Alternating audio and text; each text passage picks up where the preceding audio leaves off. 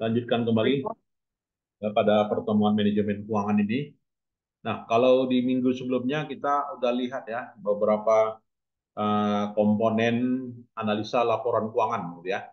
Beberapa komponen yaitu yang namanya penilaian kinerja ya menggunakan laporan keuangan. Nah, sekarang kita melihat Pak Ibu ya, analisis of financial statement ya, artinya analisa laporan keuangan. Jadi untuk menganalisa laporan keuangan ya, kita bisa nanti pendekatannya menggunakan pendekatan rasio, kemudian pendekatan sistem DuPont ya, kemudian juga pendekatan kedampaan atau dampak dan juga uh, beberapa keterbatasan ya dari beberapa pendekatan ini ya, limitation terutama limitation atas rasio keuangan serta bagaimana mengatasi kelemahan itu dengan yang namanya analisa kualitatif gitu ya.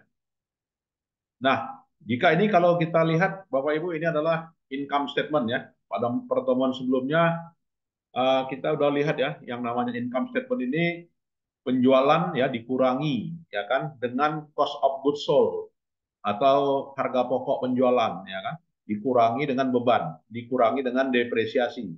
Dapatlah namanya total operating cost gitu ya. Dapat total operating cost itu akan menghasilkan EBIT atau disebut dengan earning before interest tax ya atau disebut dengan laba sebelum pajak gitu ya. Setelah laba di sebelum pajak dikurangi dengan beban-beban lainnya gitu ya, itu disebut dengan EBT, earning before tax. Ya, earning before tax ya dapatlah dia rugi gitu ya, 158.560.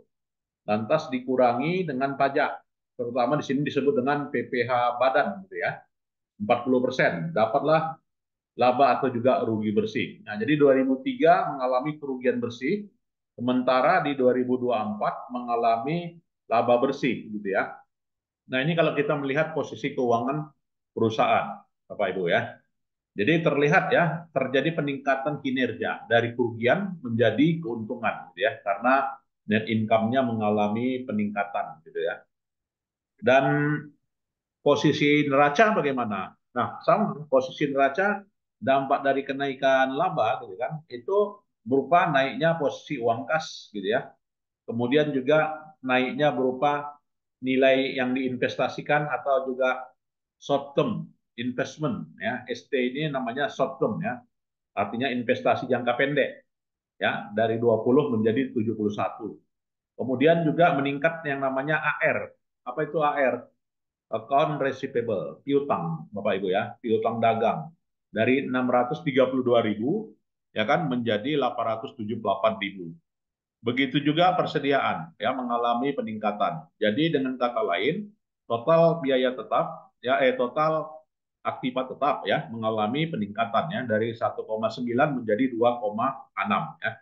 Setelah dikurangi dengan apa ya setelah ditambah dengan yang namanya fixed asset, ya fixed asset bersih, artinya setelah dikurangi dengan depresiasi ya Bapak Ibu, maka dapatlah total asetnya 2,8 ya, juta. Sedangkan 2024 mengalami peningkatan ya 3,5. Nah, posisi yang namanya apa ya komparatif ya perbandingan komparatifnya untuk posisi liabilities dan juga ekuitas gitu ya. Nah, ini kita melihat Bapak Ibu uh, posisi hutang lancar mengalami penurunan gitu ya. Di mana posisi hutang lancar 2003 1,3 juta ya. Dari 2004 mengalami penurunan 1,39 ribu. Utang jangka pandang juga mengalami penurunan ya. Kemudian saham biasa, common stock ya. Long term debt ini utang jangka panjang ya Bapak Ibu. Sedangkan common stock ini adalah saham biasa ya, mengalami peningkatan ya. Kemudian juga laba ditahan ya mengalami peningkatan. Jadi total ekuitasnya 557.000 dan 2024 total ekuitasnya menjadi 1,9 juta ya. Dan total liabilitas ditambah ekuitas mengalami peningkatan ya. Nah, ini kita melihat ya Bapak Ibu. Dan data-data lainnya, kalau kita lihat harga saham ya, harga sahamnya mengalami peningkatan atau enggak? Mengalami ya. Dari $6 per lembar saham menjadi $12 ya. Kemudian juga jumlah lembar sahamnya ya, share dari 100.000 menjadi 250.000 ya kan. Kemudian juga EPS. Apa ini EPS? Earning per share ya, laba per lembar saham meningkat gitu ya. Jadi harga per lembar sahamnya dari negatif 0,95 menjadi $1,1 ya. Kemudian DPS. Apa itu DPS? Dividen per share ya. Artinya setiap lembar saham ya, setiap lembar saham maka mengandung yang namanya dividen. Berapa? Ya, 2003 sebesar 0,11, kemudian di 2004 mengalami peningkatan yang namanya 0,22 ya. Begitu juga nilai bukunya mengalami peningkatan ya, book value per share. Harga buku, nilai buku per lembar saham ya. Nilai buku per lembar saham dari 5,8 menjadi 7,91 ya, mengalami peningkatan ya. Begitu juga pembayaran leasing ya, pembayaran leasing tetap ya, karena dia cicilan ya 40.000. Nah, ini Bapak Ibu. Kemudian juga tax rate tetap ya 40% ya, pajak badannya. Kalau di Indonesia namanya PPh pasal 25 ya Bapak Ibu. Dan kira-kira apa sih manfaat dari rasio keuangan? Nah, jadi manfaat rasio keuangan di sini adalah untuk menstandarisasi angka, gitu ya, dan juga sebagai alat banding, gitu ya, alat perbandingan. Kemudian rasio keuangan gunanya untuk melihat kelemahan dan juga kekuatan yang ada di perusahaan. Nah ini Bapak Ibu. Dan kita melihat ada 5 kategori ya rasio itu. Apa saja sih rasio itu kategorinya? Yang pertama kategori rasio adalah rasio likuiditas, ya kan? Nah, rasio likuiditas rasio yang menggambarkan apa? Ya, yang menggambarkan ya bagaimana kemampuan bayar, make make require payment. Ya, jadi semakin tinggi rasio likuiditas maka semakin tinggi kemampuan bayar. Oke. Kemudian juga asset management. Bagaimana dari sisi pengelolaan aset? Nah, jadi dari sisi pengelolaan aset menunjukkan ya bagaimana jumlah aset terhadap penjualan. Nah, ini ya.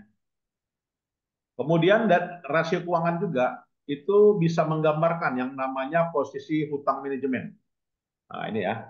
Jadi menggambarkan posisi hutang manajemen yang disebut dengan debt management, ya sejauh mana perusahaan mampu mengelola hutang-hutangnya ya, sehingga itu semuanya dijamin akan dibayar, ya tidak ada yang macet. Kemudian rasio keuangan itu juga bisa menggambarkan level profitabilitas, level keuntungan. Nah, level profitabilitas ditunjukkan dari harga penjualan ya yang melebihi dari nilai unit cost-nya ya. Ya, di mana penjualan itu dianggap cukup karena direfleksikan ya, dituangkan ya di dalam yang namanya PM. Apa itu PM? Profit margin ya. Apa itu ROE? Return on equity. Apa itu ROA? Return on asset. Ya kan artinya laba rata-rata dibagi dengan aset rata-rata. Itu namanya ROA. Selain itu juga rasio keuangan bisa menggambarkan nilai pasar. Nah, jadi kalau nilai pasar apa sih proksi dari rasio keuangannya? Nah, diproksikan, direfleksikan dari PA, profit per earning, ya kan? Atau juga MB, rasio ya. Jadi market value, market per book value ya, Bapak Ibu. Nah, itulah rasio keuangan. Nah, ini kalau kita mau lihat yang namanya rasio keuangan ya dari data current asset dibagi liabilitas ya. Jadi menunjukkan posisinya 2,58x. Ya artinya apa? Artinya nilai aset lancarnya ya kan 2,58 kali dibanding dengan hutang lancarnya. Itu makna dari rasio ya, current ratio 2004 Bapak Ibu ya. Nah, ini artinya current ratio. Dari data dari mana ini? Data dari apa tadi ya? Ini ya. Nah, ini. Ya, current asset dibagi dengan total aset. Nah, ini dia. Nah, itu ya. Kemudian quick ratio. Nah, quick ratio itu gambarnya menggambarkan apa sih, Bapak Ibu? Nah, quick ratio itu menggambarkan sejauh mana aset lancar ya mampu menutupi hutang lancar. Nah, kalau yang namanya aset lancar aja mampu menutupi hutang lancar, berarti likuiditas perusahaan bagaimana? Sehat ya. Semakin tinggi quick ratio, maka semakin sehat perusahaan. Nah, jadi itu ya. Kalau semakin rendah quick ratio, maka semakin dikhawatirkan tidak mampu membayar ya, Bapak Ibu. Nah, jadi 0,93 ini dapatnya. 0,93 tidak negatif dia kan, positif. Dan ini kalau jumlahnya makin tinggi maka makin bagus. Kedudukan perusahaan yang kalau seandainya perusahaan itu ditutup, ya kan, dilikuidasi, ya kan, dibangkrutkan oleh pengadilan, dipilotkan, maka dengan hanya aset lancarnya ya dengan aset lancarnya dikurangi dengan persediaan mampu dibayari gitu kan, artinya nggak perlu jual aset tapi dengan hanya uang kas yang ada di bank ya kan dan juga nilai piutangnya mampu membayar semua kewajiban lancarnya yang kewajiban jatuh temponya. Nah itu dikatakan dengan quick ratio ya, artinya menyatakan kesehatan ya itu. Dan ini kita lihat perbandingan antara current ratio dengan quick ratio ya kan. Nah, jadi kalau kita lihat gimana nih perbandingannya 2002, 2003, 2004 gitu ya. Nah, kalau menurut perbandingannya di situ yang namanya current ratio lebih tinggi ya kan. Kenapa lebih tinggi? Karena 2,7 kali dibanding dengan quick ratio gitu ya. Nah, itu Bapak Ibu. Quick ratio itu ini ya. Kalau kita lihat di data yang namanya quick ratio itu inilah ya.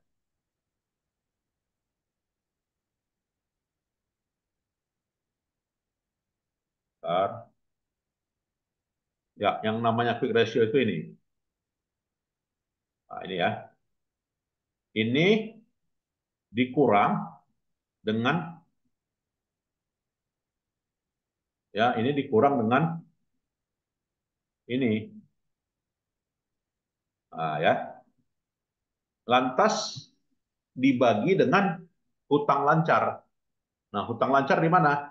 Hutang lancar di sini ya. Nah, di sini. Bapak Ibu. Total current asset. Nah, ini. Nah, itulah caranya. Kalau kita mau membandingkan ya, quick ratio dengan current ratio ya, Bapak Ibu. Nah, itu saya kira.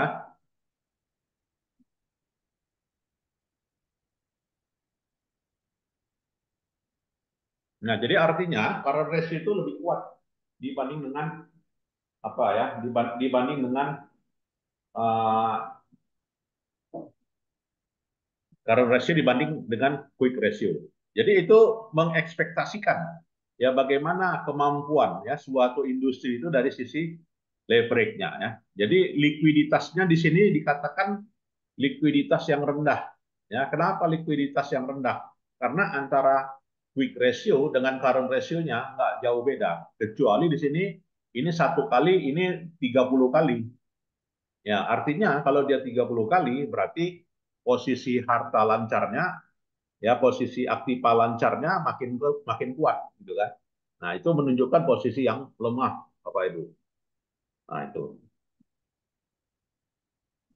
Nah, jadi kalau kita sebagai pimpinan perusahaan ya harapannya current ratio-nya harus tinggi ya, harus diberikan bobot yang lebih tinggi ya sehingga kita sebagai direktur bisa mampu menjamin ya kalau misalkan karyawan itu mampu nggak dijamin dibayar seluruh hutang-hutangnya atau kewajiban-kewajibannya ternyata mampu ya untuk dibayar ya.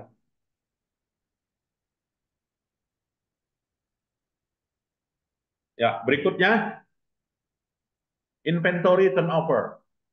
Nah, artinya inventory turnover ini apa maksudnya, Bapak Ibu? Dia posisinya 4,10. Ya, kalau dia menunjukkan 4,10 artinya apa? Tingkat semakin tinggi inventory turnover, gitu kan? Maka semakin tinggi apa ya? Sales dibagi dengan inventory. Jumlah penjualannya besar berarti kan kalau dia inventory turnover-nya tinggi. Ya, kalau berarti kinerja bagian marketing, kinerja bagian pemasaran kuat ya. Artinya lancar mereka menjual. Kalau inventory turnover-nya tinggi. Tapi kalau inventory turnover-nya rendah, berarti piutangnya tinggi ya. Orang banyak berutang. Kemudian barangnya banyak di gudang, numpuk gitu kan, tidak terjual. Nah, artinya inventory turnover-nya itu adalah inventory turnover yang rendah. Nah, jadi harapannya kita sebagai pimpinan perusahaan gitu ya menginginkan nilai inventory turnover-nya tinggi. Artinya jumlah inventory yang berhasil dijual semakin tinggi ya, semakin semakin cair ya, semakin liquid perusahaan, makin banyak uang kasnya, ya kan? Nah itu Bapak Ibu. Mungkin ada mau kita diskusikan, silakan.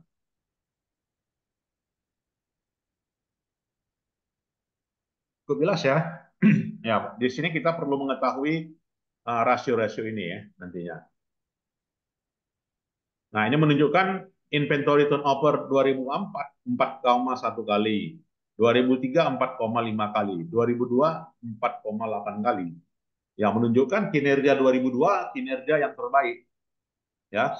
Sementara ya rata-rata industri 6,1 kali ya. Ya artinya kondisi inventory turnover perusahaan di bawah rata-rata industri yang ada itu ya. Jadi menunjukkan posisi inventory turnover di sini gitu ya, itu rendah ya di bawah rata-rata industri. Nah, itu ya. Karena tadi kenapa rendah? Yang ini 6 kali ya. Sementara yang ini ya 2002 4,8 ya kan, 2003 4,5 ya kan, 2004 4,1. Jadi rendah. Maka alat evaluasi lah kepada bagian pemasaran. Kenapa bisa gini? Ya karena uh,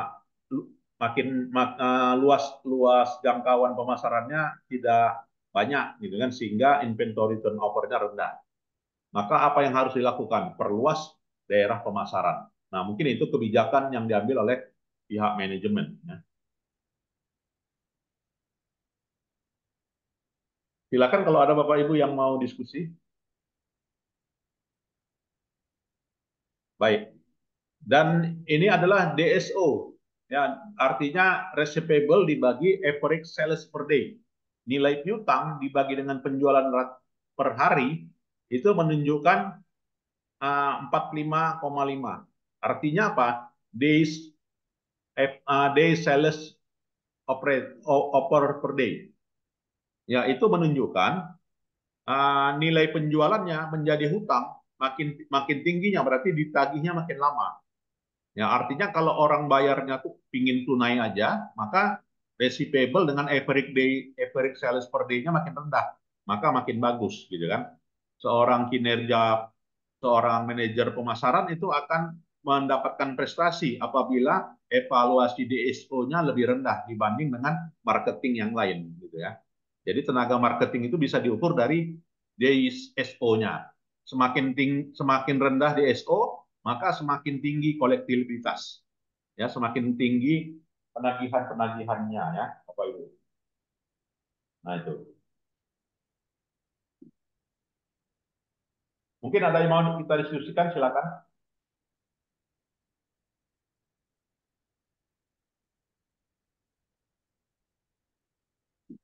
Silakan.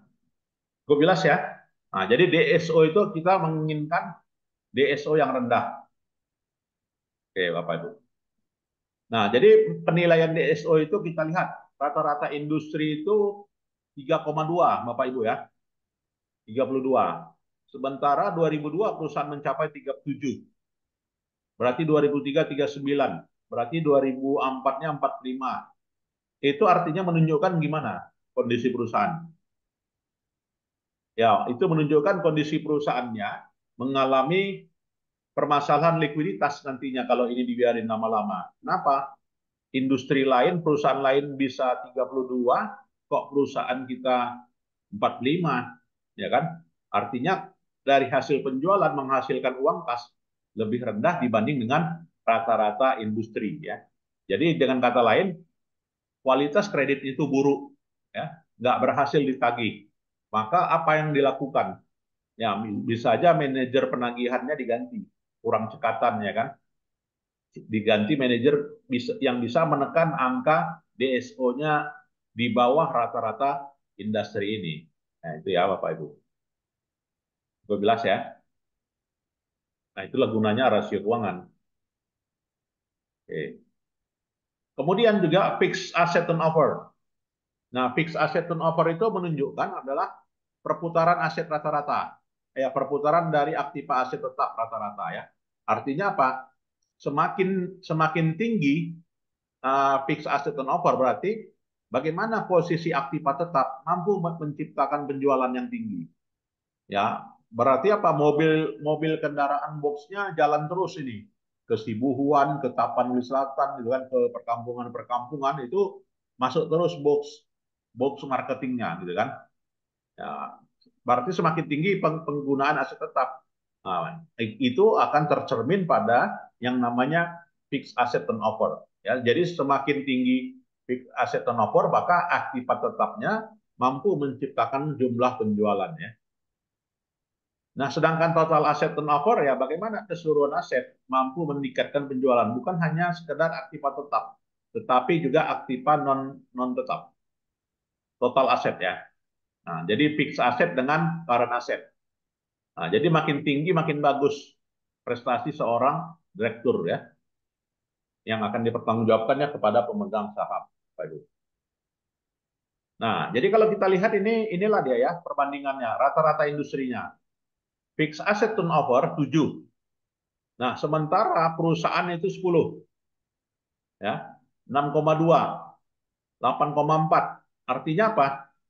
Ya, artinya eh, pengelolaan fixed asetnya bagus ya karena industri lain hanya 7, sementara 2002 itu 2004 bisa 8,4. Nah, berarti penggunaan asetnya sangat optimal ya. Dan Tato ya, total aset turnover rata-rata industri Bapak Ibu ya, rata-rata industri itu adalah 2,5 gitu kan. Sementara perusahaan itu adalah 20. Berarti gimana? Very good, excellent. Ya, perusahaan memanfaatkan total asetnya, mampu menciptakan penjualannya. Ya, fixed asset turnover is expected ya to exceed industry average alias good. Nah, itu ya. Nah, mungkin Bapak Ibu ada yang mau berdiskusi di sini. Silakan. Selamat sore, Pak. Ya, silakan Bu Ya, Sana dari Asia. nanya sih, Pak, terkait Fato dan Tato tadi, Pak. Kan kalau misalkan masing-masing industri pasti kita ngelihatnya berbeda ya, Pak. Misalkan kayak eh, apa tadi namanya ada fixed asset ataupun inventory yang turnovernya yang harus kita lihat. Misalkan di industri retail, Ya, kalau industri retail kan mungkin kita harus lihat tuh si inventorinya gitu. Sementara kalau misalkan di propertinya fixed asetnya seperti apa. Nah itu kalau masing-masing industri itu ada ketentuannya Kak Pak. Maksudnya di keuangannya hal-hal apa yang perlu kita lihat tadi. Fato dan Tato tadi kan tentu berbeda di industri retail dan industri perhotelan ya Pak. ya betul Bu. Ya mungkin Pak. Nah, jadi untuk fixed asset turnover dan juga total asset turnover artinya lebih objektif kita bandingkan dengan industri yang sama. Ya, misalnya kalau industri sepatu gitu kan, industri apa ya, garment itu ya, sepatu ini. Ya, garment itu ada pemainnya Bata, ya kan? Ada pemainnya Buceri, ya kan? Ada pemainnya Edward Forrer, gitu kan? Ada pemainnya apa lagi?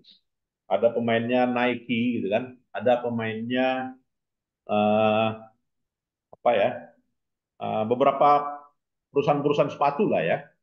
Nah, jadi lebih ideal ya kan? Ya bagaimana antara Buceri dengan Bata, ya kan? Dengan Bata sejauh mana fiksasi tenor patonya dengan tatonya. Nah, jadi kalau perusahaan Bapak Ibu posisi patonya gitu kan di atas rata-rata dari perusahaan industri yang sudah dirasiokan gitu kan, maka dianggap punya kinerja yang baik yang bagus di atas rata-rata. Nah, itu caranya. Tapi kalau kita bandingkan ya dengan perusahaan baju gitu kan, ya perusahaan garment. Nah, antara perusahaan sepatu dengan perusahaan garment tentu saja itu berbeda, ya kan? berbeda karakteristiknya. Kalau misalnya garment itu bisa apa ya, kalau misalkan perusahaan baju lah gitu kan, dia bisa bisa lancar menghasilkan uang kas kapan ya, menunggu hari raya ya, menunggu lebaran, menunggu hari Natal ya kan, menunggu hari libur gitu kan, menunggu tahun ajaran baru. Nah, maka pato dan tatonya di situ. Nah, jadi lebih objektif perbandingannya adalah dengan industri yang sejenis gitu ya. Nah, jadi di sini perlunya klasterisasi industri dilakukan ya, agar evaluasi kinerjanya lebih bagus gitu ya.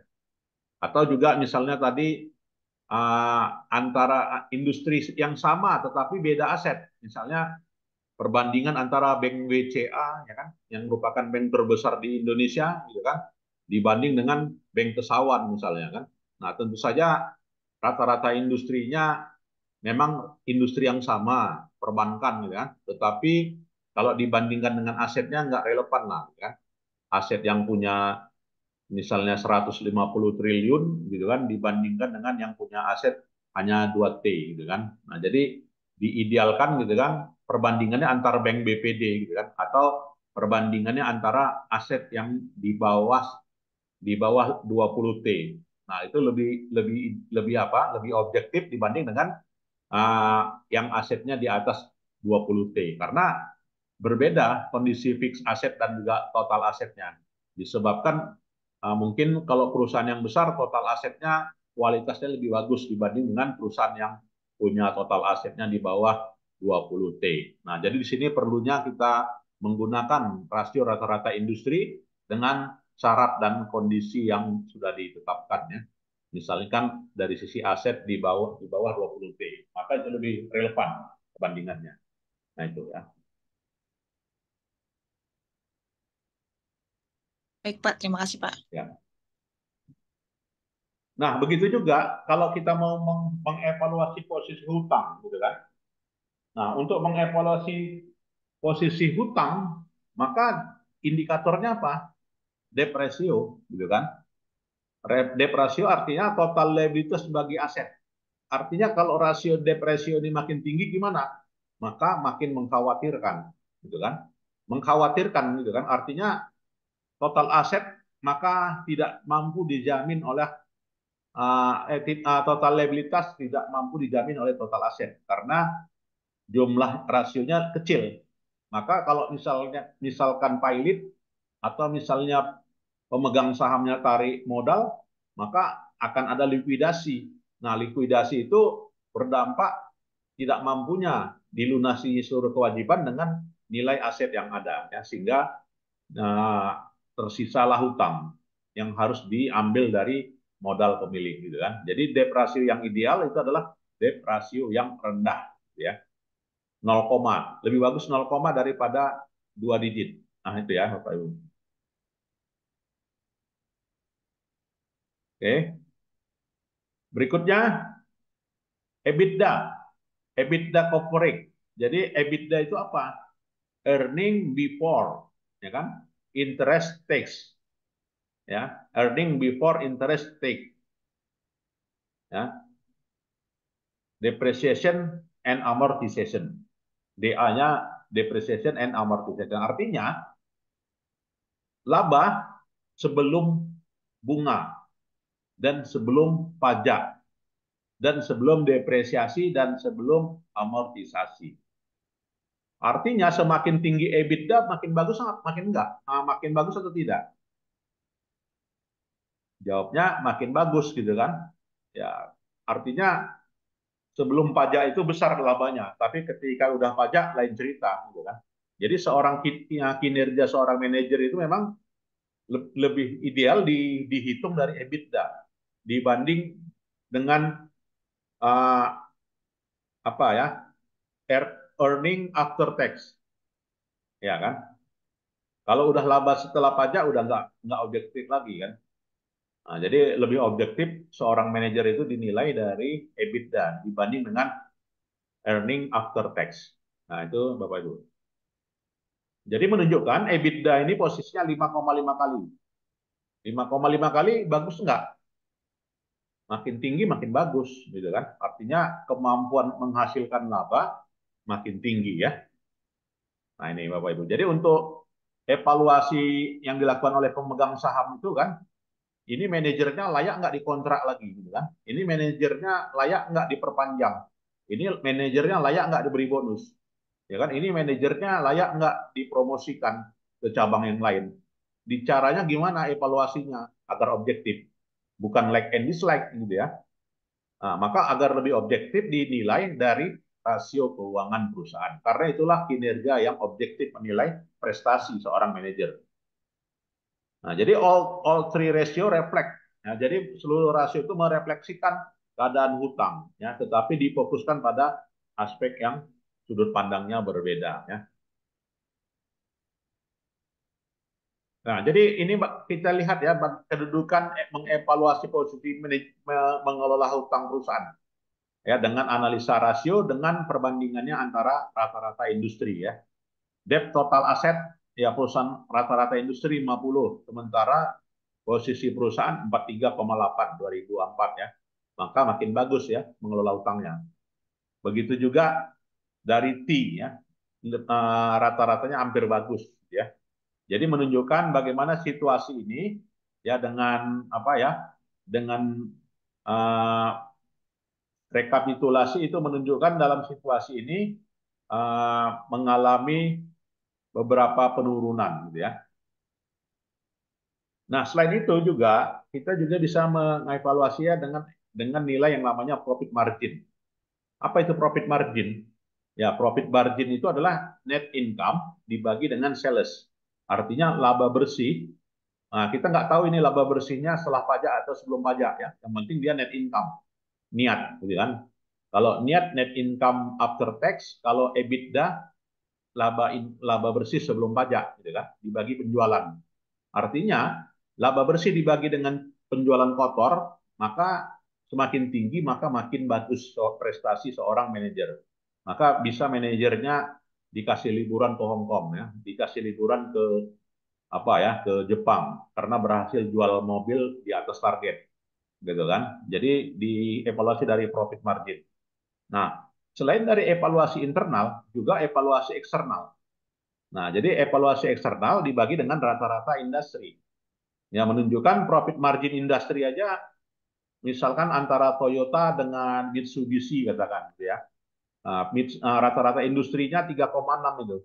Sementara di internal 3,6 juga. Berarti baguslah kinerjanya. Rata-rata sama dengan rata-rata industri ya. Untuk 2004 gitu kan. Tapi kalau 2003 lebih jelek dibanding dengan rata-rata industri. Kalau 2002 itu menunjukkan lebih rendah. Berarti prestasi seorang manajer itu di mana prestasinya? Tahun 2004 dia lebih jaya dibanding dengan tahun-tahun sebelumnya. Maka nantinya pemegang saham bisa mengevaluasi apa aja penyebabnya. Kenapa target penjualan di 2003 ini turun, 2002 artinya 2003 lebih lebih drastis turunnya. Oh, disebabkan karena misalnya habis pemilu, gitu kan, atau karena ada tahun ajaran baru, sehingga seorang orang tidak mau beli mobil, gitu kan, lebih cenderung beli baju sekolah anak, gitu kan, atau mensekolahkan anak atau mengkuliahkan anak, ya sehingga di 2003 ini profit margin perusahaan mengalami negatif. Nah ini evaluasi yang menggunakan pendekatan yang namanya profit margin ya, Bapak Ibu sekalian. Mungkin ada yang kita diskusikan, silakan.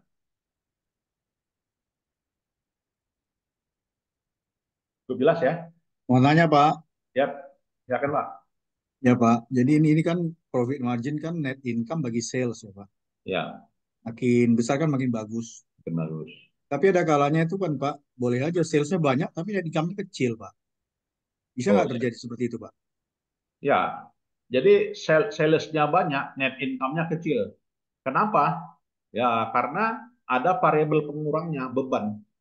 Ya kan, jadi yang namanya expand, ya kan, disebabkan apa? Naiknya tarif dasar listrik, ya kan, naiknya tarif dasar listrik, penjualannya besar, tetapi laba bersihnya kecil. Kenapa? Perusahaan negara menaikkan pajak, misalnya apa? PPN, gitu kan, dari 10% jadi 11%, ya kan? Atau yang namanya beban, gitu kan? Beban sewa kantor meningkat, ya kan? Atau juga misalnya aktiva tetap meningkat. Nah, jadi yang penjualan tinggi tapi laba bersihnya rendah karena yang namanya beban-beban ikut meningkat. Atau gaji karyawan meningkat, naiknya UMK di suatu daerah, ya kan menyebabkan rendahnya laba bersih, ya karena membayar UMK yang tinggi misalnya. Atau juga naiknya bonus, ya kan banyak variabelnya. Jadi yang namanya net income dan juga sales sangat rentan dipengaruhi oleh yang namanya expense, ya Bapak Ibu.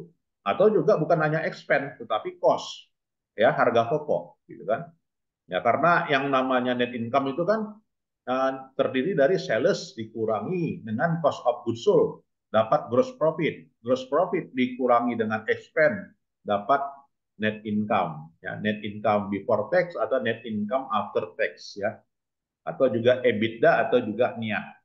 Itu Bapak Ibu. Jadi mohon maaf Pak, jadi kalau yang kejadian seperti itu biasanya itu yang komoditi Pak. Misalnya Komoditi ya. terkait harga-harga luar negeri, katakanlah aluminium ya Pak. Oh, Salesnya bisa banyak karena kebetulan dia punya stok banyak. Atau harga waktu itu kecil. Jadi oh, maksud saya gini Pak, kalau kita menilai manajer itu dari PM harus dilihat juga mungkin situasi dunia atau situasi ekonomi saat itu, sehingga nggak langsung bilang oh 2003 jelek banget kamu gitu, betul Pak. gitu Pak Berarti maksud saya. lebih banyak posisi purchase-nya ya meningkat ya Pak. Pembelian harga Eh, pokok ya. jadi dia tetap membuat membuat barang, tetapi harga komoditas itu waktu itu rendah gitu loh. Ya, Jadi salesnya tetap, misalnya katakan berapa ratus ribu ton, tetap aja atau malah naik, bisa naik ya, karena itu. Tapi harga komoditasnya lagi rendah, jadi net income-nya kecil gitu loh. Dengan ya, biaya yang sama, misalnya katakan dengan biaya yang sama Pak, tapi harganya rendah. Seperti itu, ya, sawit misalnya, atau aluminium kah, atau apalah komoditas-komoditas Pak. ya, rendah ya. Ya, ya. Jadi kalau kalau seperti itu ya, misalnya terpengaruhnya seperti perusahaan sawit tadi gitu Pak ya. Harganya kalau kalau di pedalaman kan Rp1.500 kan per kilogram. Nah, jadi kalau dia per 1.500 kilogram, tapi kan bisa diatasi dengan cara meningkatkan perluasan pasar kan, meningkatkan kontrak penjualan sebenarnya. Jadi bisa aja harga komoditasnya rendah gitu kan. Tetapi kalau diikuti dengan luasnya pangsa pasar atau bertambahnya kontrak penjualan, maka yang namanya net income itu besar.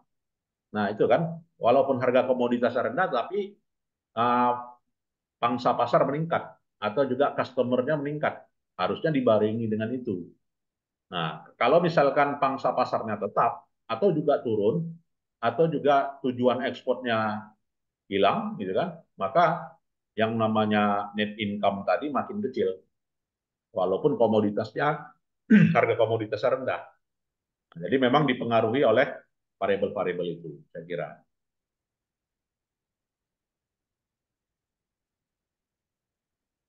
Ya berikutnya, jadi menunjukkan profit marginnya itu 3,6, ya ini 3,6 ya. Jadi bisa dia mempertahankan sesuai dengan pasar ya. Seorang manajer yang punya prestasi bisa memberikan kontribusi keuntungan pada perusahaan sama dengan rata-rata pasar ya. Jadi seorang manajer itu di mata pemegang saham dia punya prestasi yang apa ya, uh, yang bisa mempertahankan dengan kondisi pasar yang ada. Nah ini evaluasinya. Nah begitu juga dari basic earning power.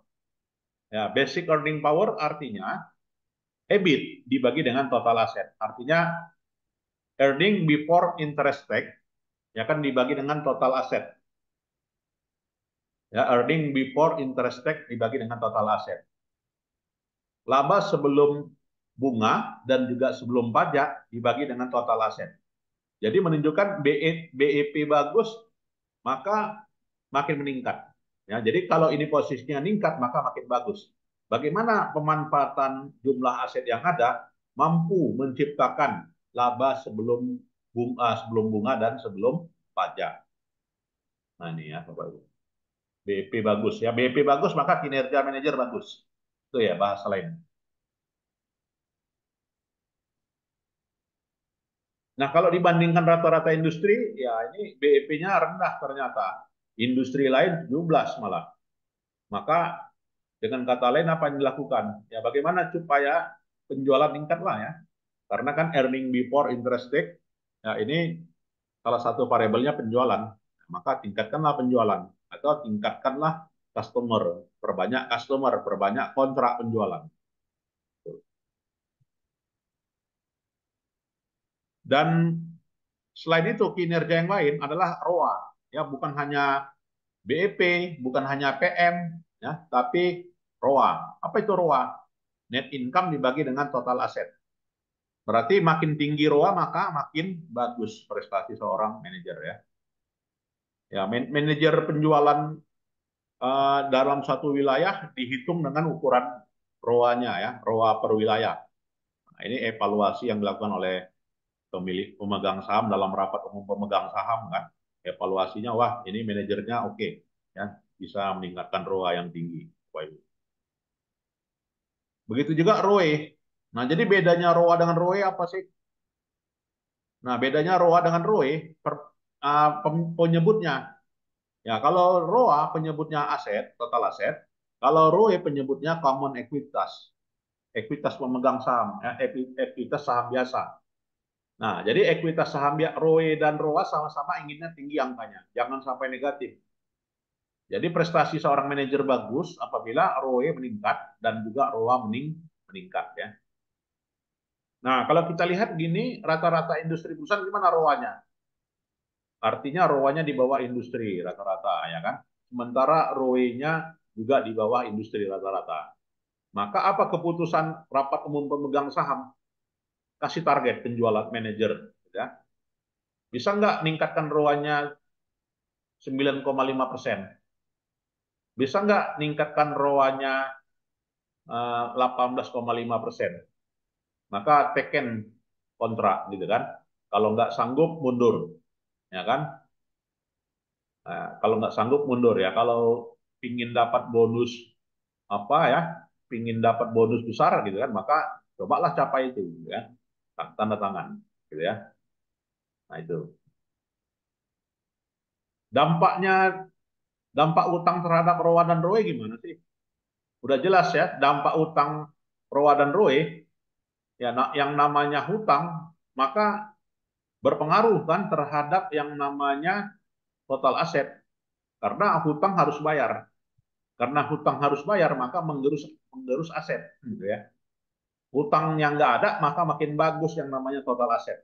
Karena asetnya tidak ada yang namanya kewajiban lancar atau kewajiban jangka panjang, kewajiban jangka panjang menutupi itu, gitu ya. Nah, jadi dampak hutang itu sangat besar ya terhadap ROA dan ROE, Bapak Ibu ya.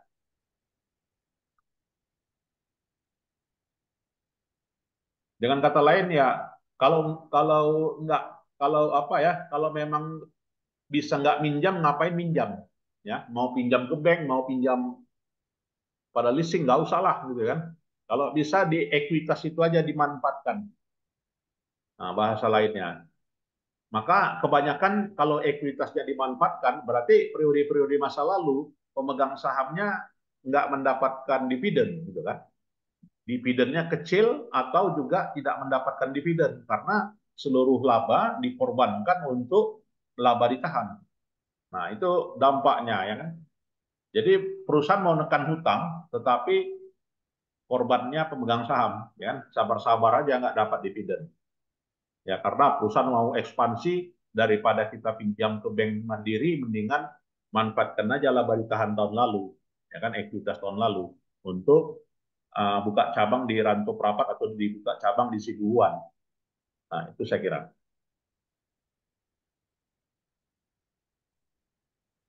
Dan semuanya selain itu juga dituang apa ya, berpengaruh terhadap nilai perusahaan. Nilai perusahaan itu apa? Saham, ya kan? Sahamnya harganya tinggi. Makin tinggi harga saham, maka nilai perusahaan itu makin tinggi. Nah, ya kan? Harganya 12,7 per lembar saham. Ya, kalau kalau misalkan uh, 12,7 gitu kan, saya disuruh belinya minimal 2.000 lembar, wah mahal kali kan, nggak ada uang saya.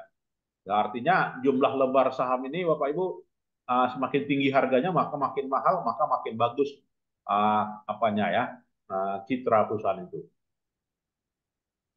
Begitu juga terhadap EPS, earning per share. Berarti laba per lembar saham. Ya kan, net interest dibagi dengan share out. Ya kan, laba per lembar.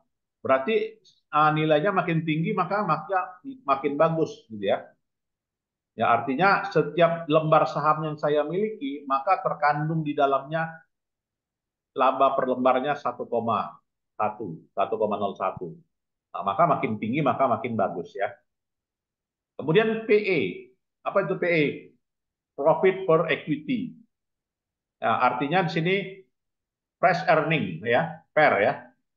Price earning ratio. Harga per lembar saham dibagi dengan earning per lembar saham ya. Harga per lembar saham dibagi dengan laba per lembar saham. Nah, jadi 12 kali uh, harga per lembar dibagi dengan laba per lembar saham. Makin tinggi maka makin bagus cerminan nilai perusahaan. Dengan kata lain, PE tinggi maka makin bagus. EPS tinggi maka makin bagus. Price tinggi maka nilai perusahaan makin bagus. Ya, Bapak Ibu. Mungkin ada yang kita diskusikan, silakan. Cukup jelas ya Bapak Ibu. Jadi ini evaluasinya. Kalau LQ45 perusahaannya ya seperti ini semua. EPS-nya tinggi, PE-nya tinggi, gitu kan. Ada juga saham perusahaan-perusahaan yang stagnan, harganya sebesar itu terus, gitu kan, nggak bergerak-gerak ya. Ya kalau perusahaan apa misalnya, ini ya Bapak Ibu misalkan pernah apa ya perusahaan otomotif yang menggunakan hybrid tenaga listrik, gimana itu harga sahamnya sekarang? Sepeda motor listrik, ya kan, kemudian kendaraan listrik, harga sahamnya tinggi atau rendah?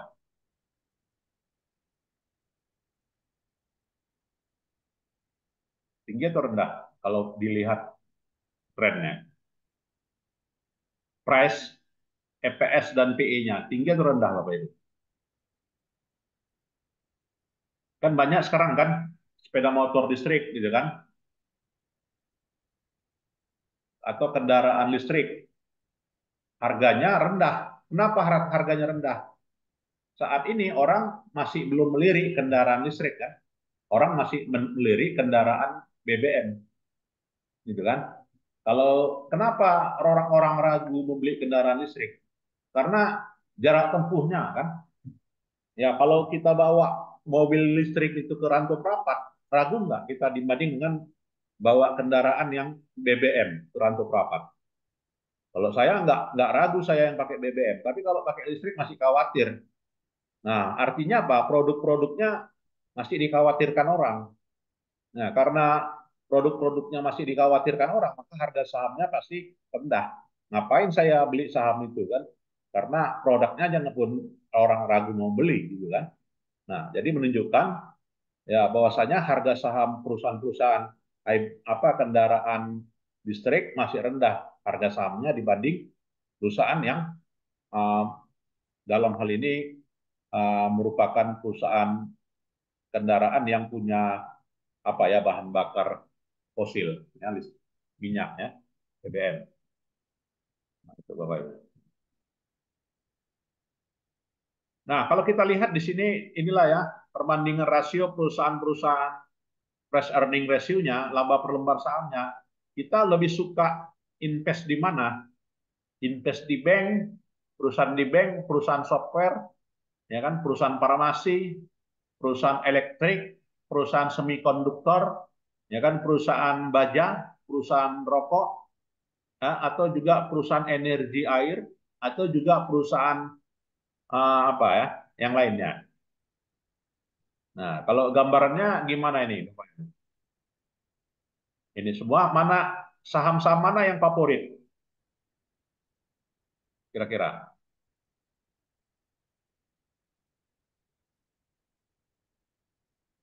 Nah, kalau dari data ini semikonduktor, gitu kan? Ya, perusahaan chip ya. Jadi perusahaan chip itu bisa memberikan laba per lembar saham ya per yang tinggi dibanding dengan perusahaan yang paling rendah, yaitu perusahaan rokok. Ya kan, perusahaan rokok sekarang kan kampanye rokok di mana-mana kan. Di bungkus rokoknya pun juga rokok menyebabkan kanker, gitu kan. Atau juga rokok itu sekarang merokok dilarang di tidak sembarang tempat orang udah bisa merokok, ya kan, di rumah aja yang bisa.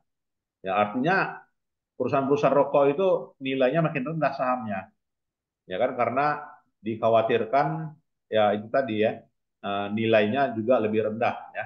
Nah, jadi perusahaan semikonduktor ini yang perusahaan chip kan yang paling laku sekarang, ya kan, yang bahan baku untuk buat mobil gitu kan, itu kan semikonduktor atau buat produk elektronik. Nah, itu yang lebih dominan ya, Bapak Ibu.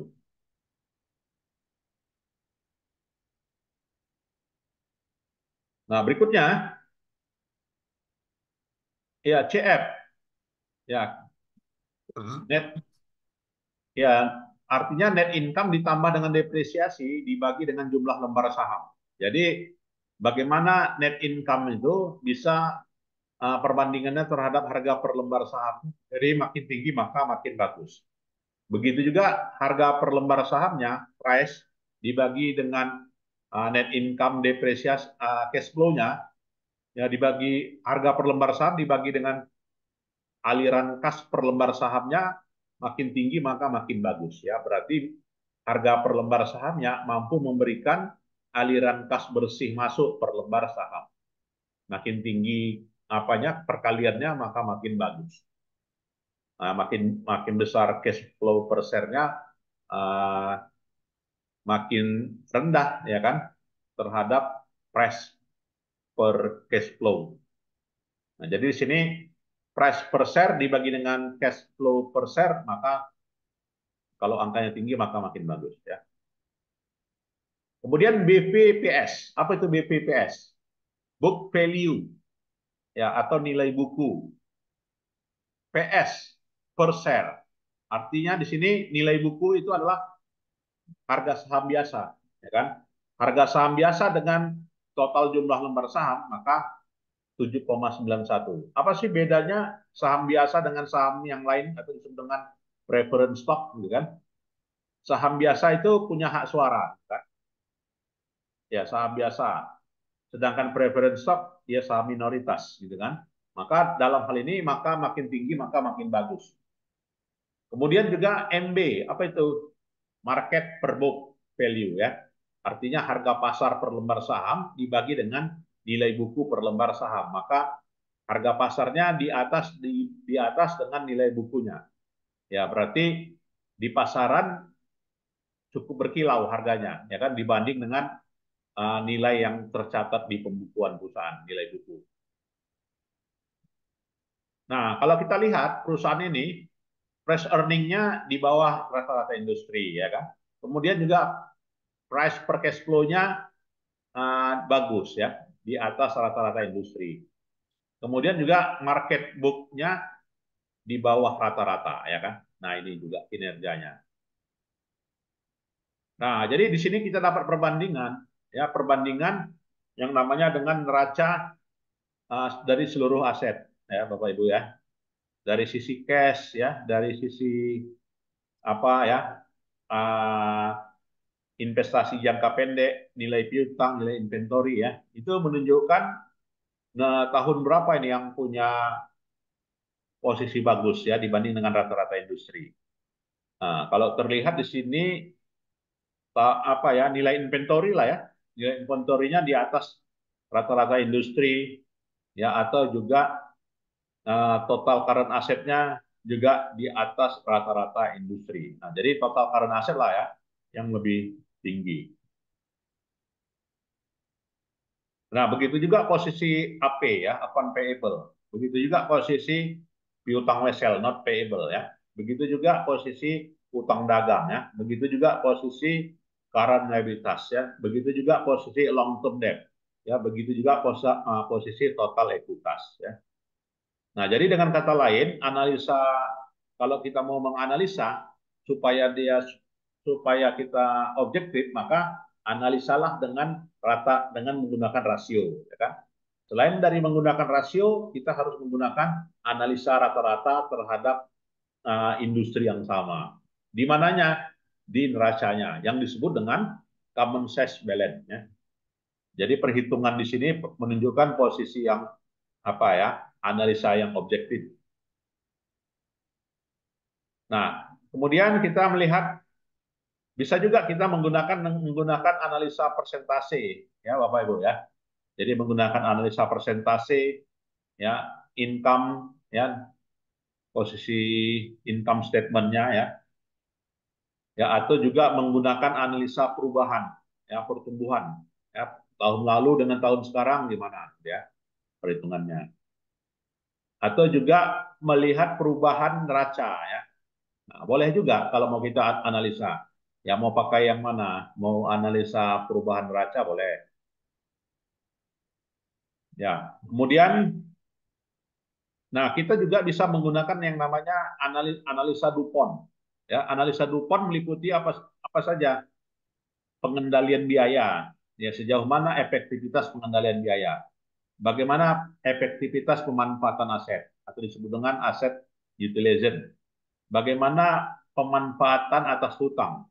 Nah, jadi kinerja ketiga variabel ini menentukan prestasi kita ya. Oh, ternyata ini adalah boros ya. Karena dari penilaian apa ya, aset utilization-nya tatonya tinggi ya kan, atau juga expense control-nya tinggi atau juga debt-nya tinggi ya. Jadi ini analisa Dupont boleh kita lakukan juga. Nah, Dupont itu ini Bapak Ibu ya. Jadi dengan analisa perhitungan ROE, ya profit margin dibagi total turnover dibagi dengan equity multiplier ya. Jadi ROE-nya di sini 2002, 2003 dengan 2004 dengan rata-rata industri menunjukkan semuanya di bawah rata-rata industri dengan analisa Dupont. Kemudian problem mana yang potensial ya, dan juga artinya kalau menggunakan rasio keuangan ini tetap juga ada kelemahan, ya. Bukan berarti punya kelebihan. Kelemahannya di mana? Ya, kelemahannya adalah kita membandingkan ya dengan rata-rata industri itu sangat sulit. Ya, karena berbedanya gaya operasi perusahaan. Ya, di sini divisi-divisinya pun berbeda, ya kan? Perusahaan lain bagian marketingnya ada 500 orang, yang lainnya cuma 10 orang. Ya, maka sangat sulit itu perbandingannya. Itu kelemahannya analisa skala industri yang sama ya. Kemudian juga kinerja rata-ratanya itu apa ya? Not necessary good. Ya, tidak bagus ya. Serta faktor cuaca ya. Ya, faktor musim. Ya, faktor musim juga berpengaruh, bisa mendistorsi nilai rasio. Ya, jadi faktor musim berpengaruh besar ya terhadap nilai rasio. Nah, bisa nggak stabil tahun ke tahun ya karena adanya distorsi musim ya. Selain itu juga kelemahan rasio keuangan ada namanya window dressing. Nah, ini apa ini window dressing? Upaya mempercantik laporan keuangan, ya kan? Nah, gimana perusahaan caranya mempercantik laporan keuangan? Banyak tekniknya kan? Ya, kalau sekarang perusahaan lebih lebih banyak leasing atau beli asetnya, kendaraan dinas. Lebih Leasing. banyak Leasing, Pak. apa Leasing. leasing ya Pak ya? Leasing. Ya. Ya, lebih banyak leasing. Kenapa? Menghindari praktik window dressing. Itu sebenarnya esensinya. Kenapa demikian? Ya, kalau misalkan aset dimiliki, maka yang namanya beban depresiasi itu timbul ya kan. Maka beban depresiasi mengurangi laba. Maka labanya rendah. Padahal prestasinya tinggi. Tapi karena banyaknya aset, sehingga muncul beban depresiasi, maka jadi labanya rendah. Kalau labanya rendah, yang rugi siapa? Yang rugi kantor pajak. Ya kan, pajaknya rendah. Yang rugi pemegang saham. Ya kan, dampaknya apa? Uh, Dividennya rendah. Karyawan rugi, nggak dapat bonusnya rendah. Direktur rugi, ya bonusnya rendah. Karena apa? Gara-gara asetnya banyak. Padahal yang namanya depresiasi itu hanya sekedar alokasi beban, ya kan, terkait dengan bertambahnya waktu seiring dengan berjalannya waktu kan. Misalnya kendaraan 2024, waktu beli aja udah turun harganya. Karena apa? Adanya depresiasi kan. Sementara depresiasi itu dia abstrak, ya kan, tidak tidak lihat, tapi bisa jadi beban, mengurangi laba perusahaan. Nah, kalau itu dilakukan, ya akan terjadi yang namanya praktik window dressing. Nah, itu ya. Ya, kemudian juga berbedanya eh, sistem pembukuan ya, dan juga praktik operasi kalau dibanding-bandingkan ya. Beda sistem pembukuan. Misalnya gimana nih bedanya sistem pembukuan? Ya, misalnya inventory ada yang menggunakan um, apa ya, inventory menggunakan yang namanya average, kemudian menggunakan FIFO, gitu kan. Nah, tentu saja hal ini kalau dibanding-bandingkan ya beda dikit gitu ya, atau beda banyak.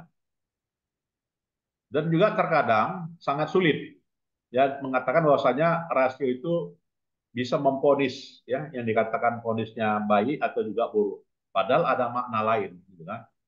Makna lainnya apa? Misalnya beban operasional tinggi. Kenapa beban operasional tinggi?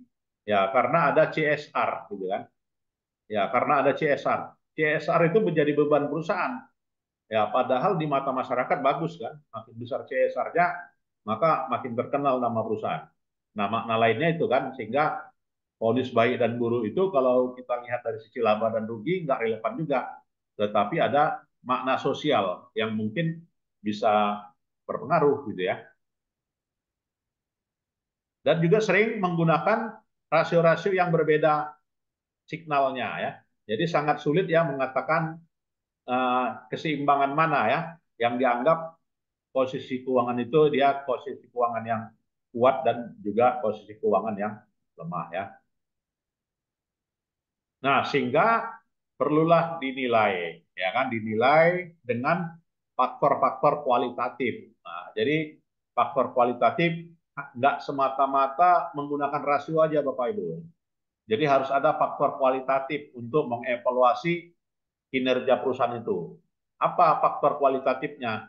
Kepuasan, ya, kepuasan pelanggan itu yang paling penting sebenarnya dibanding dengan rasio. Kalau perusahaannya puas, nah, sejauh mana konsumen sekarang kepuasannya terhadap layanan PLN?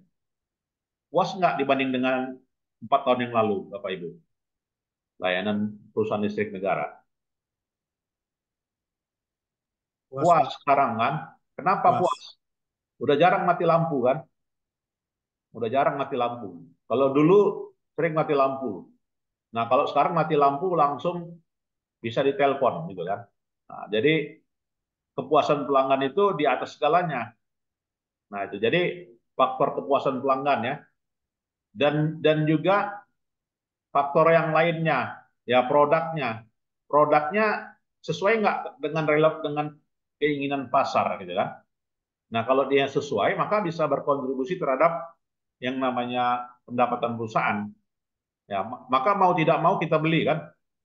Ya, atau terutama yang menggunakan produk-produk tunggal gitu kan. Nah, produk tunggal mau nggak mau kita beli. Itu kan banyak kan kondisinya perusahaan yang punya produk seperti itu. Atau juga kondisinya dipasok oleh supplier tunggal. Nah, jadi faktor supplier tunggal di sini juga berpengaruh besar gitu ya untuk faktor penilaian kinerja ya. Dan juga apa ya, menggunakan persentase ya bisa bisa menyimpulkan secara menyeluruh ya. Selain itu juga faktor kompetitif ya, saingan, kondisi pesaing gitu kan.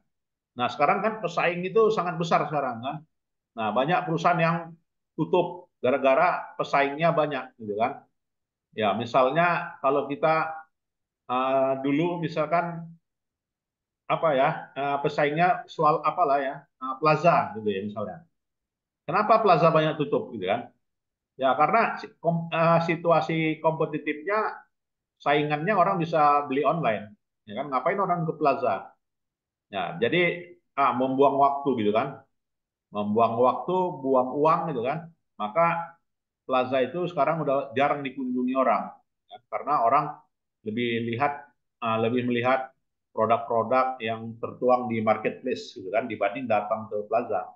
Nah, jadi situasi itu mempengaruhi juga, gitu kan. Kemudian juga di masa yang akan datang ya, ya faktor di masa yang akan datang nggak ada yang bisa memprediksi, ya kan?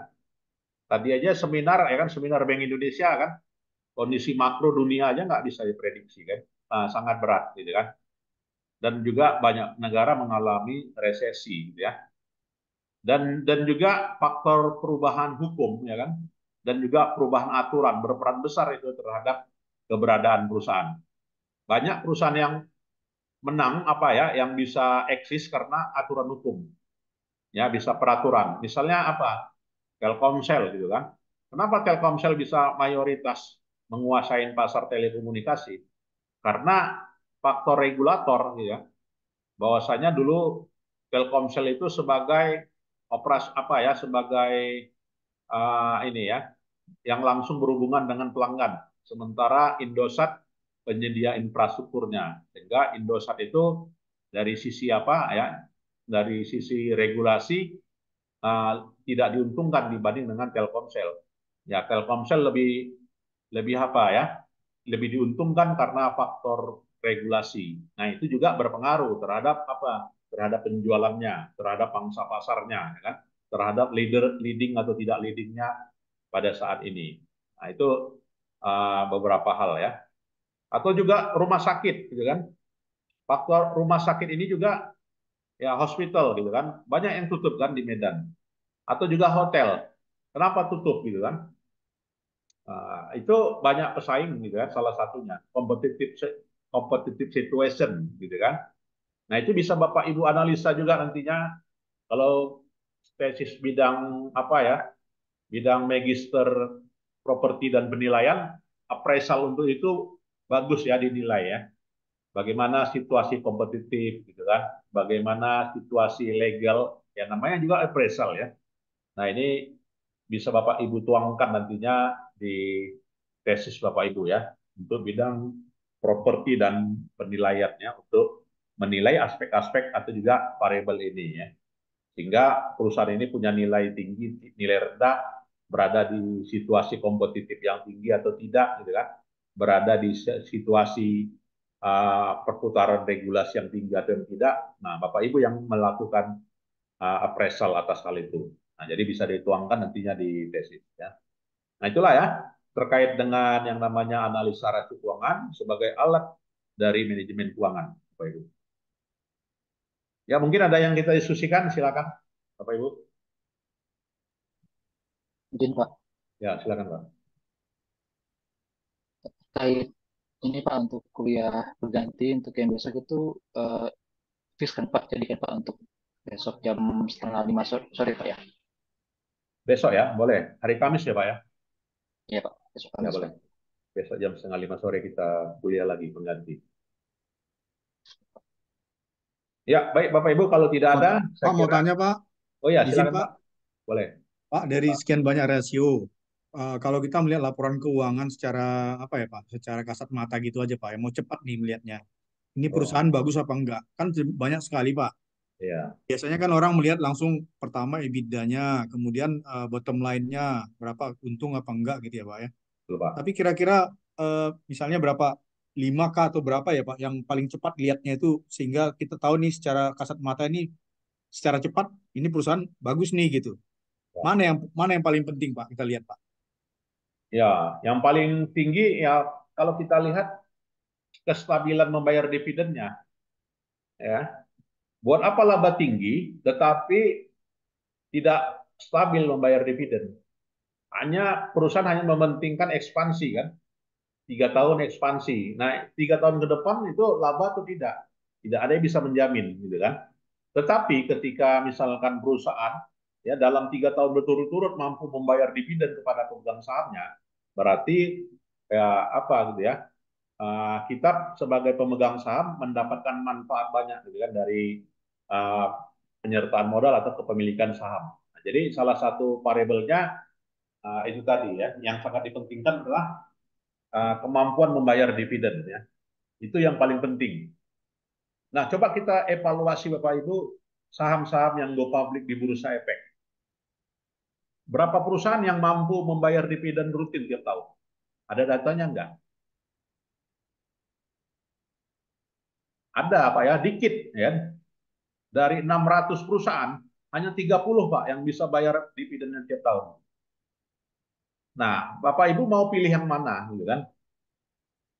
Mau pilih kita punya saham, ya, kita punya kepemilikan, tetapi kita tidak bisa mendapatkan dividen secara rutin. Ya.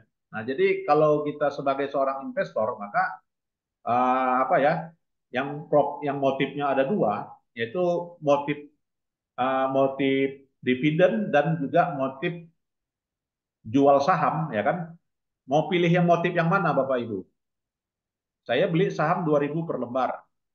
Lantas karena saham punya nilai tinggi gitu kan bisa kita jual 2.500. Nah, Bapak Ibu mau pilih yang itu, yang mau pilih perubahan ekuitasnya tinggi, perubahan harga saham tinggi atau juga dari sisi kemampuan bayar dividennya tiap tahun. Nah, kalau saya motif transaksi lebih saya abaikan. Ya, artinya saya inginnya berada posisi aman, yaitu ingin dapat dividen. Saham saya nggak mau saya jual. Saya pinginnya dapat dividen tiap tahun. Nah, mungkin itu motif saya membeli saham dibanding motif apa ya, pialang yang lain ya kan, yang motifnya adalah memang jual beli gitu kan, ingin mencari capital gain atau juga selisih harga gitu kan. Nah, jadi dengan kata lain posisi apa ya, dividen lebih penting dibanding dengan posisi capital gain. Nah, itu saya kira Pak Danta. Nah, ya. Pak, sedikit lagi Pak. Ya, silakan Pak. Kadang-kadang kalau yang perusahaan tidak TBK ya Pak kan nggak kelihatan. Tapi gini maksudnya Pak, Eh, perusahaan-perusahaan itu katakanlah direksinya itu mementingkan dividen sehingga Ya, dia agak jadi mengabaikan apa ya Pak pengembangan pengembangan perusahaan ke depan. ya, Jadi ada istilah misalnya ini agak-agak jelek ya Pak Wi. Ya mumpung saya jadi direksi ya dapat dividen kan bagus gitu kan. Jadi betul, nantilah itu mengembangkan urusan urusan direksi yang nantilah itu gitu kan Pak. betul. Akibatnya ya perusahaannya makin lama makin jelek dan di ujung-ujungnya orang sudah berkembang ya dia tetap segitu aja. Itu aja, Dan Pak. akibatnya dia jadi akhirnya bisa jadi ini pailit gitu apa nggak ini tidak Ya, bersaing gitu loh Pak. betul Pak. Nah, ini di sinilah apanya Pak kunci-kunci yang penting menilai manajemen kan Pak. Jadi gimana gimana sebenarnya apanya nih Pak apa namanya policy atau yang baik bagusnya itu gimana? Kalau kalau dividen melulu ya memang semuanya senang, pemegang saham senang. Tapi suatu saat kan akan anjlok nanti itu Pak. Betul Gitu. Pak. Gimana Pak? Nah, jadi itu juga tergantung jenis industrinya, Pak, atau juga jenis kepemilikannya. Kalau seperti itu, lebih cocok misalnya BUMD. Ya kan, Pak ya? Kalau BUMD itu seorang manajernya berprestasi yang dinilai oleh bupati atau juga gubernur, itu yang punya sumbangan terhadap PAD. Nah, kalau dia sumbangan terhadap PAD berarti dividen, ya kan? Artinya perusahaan-perusahaan BUMD atau juga BUMN itu lebih cenderung mengedepankan dividen dibanding dengan ekspansi. Nah, beda dengan perusahaan-perusahaan go public gitu kan. Nah, maka kalau kita lihat data, perusahaan-perusahaan go public itu dikit yang bayar dividen. Lebih cenderung dia membesarkan perusahaan. Nah, itu jadi tergantung dari kepentingan pemegang sahamnya, Pak. Nah, jadi lebih banyak ya perusahaan-perusahaan BUMD itu mengedepankan dividen ya, di mana seorang manajer itu dianggap berprestasi oleh kepala daerah apabila bisa menyumbangkan dividen bagi daerah. Kalau nggak nyumbang, ganti. Jadi posisi kepentingan direksi juga dinilai dari besarnya dividen itu, Pak ya. Nah, itu saya kira artinya tergantung kepentingan pemegang saham ya di sini. Apa esensi dari laba itu dimanfaatkan oleh di mata pemegang saham? Itu saya kira.